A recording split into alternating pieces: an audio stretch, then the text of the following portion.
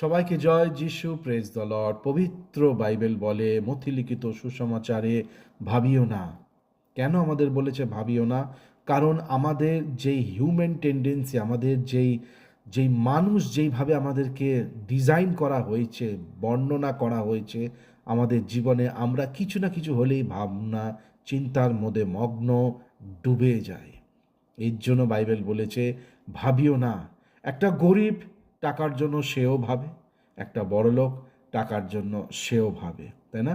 একটা গরিব কি খাবে সেও ভাবছে, এবং একটা বড়লোক কি খেতে চায়, যদিও তার কোনো অভাব নেই, সেও ভাবে কি খেলে ভালো হয়, কি খেলে সে ভালো মতন থাকে। এর জন্য শুধুমাত্র ঈশ্বরের কাছে এলে ঈশ্বর আমাদেরকে বলছে আপনাকে আমাকে ভাবিও না, কালকে কি খাবে কি পরবে। সুতরাং আকাশের পক্ষীকে দেখো, সে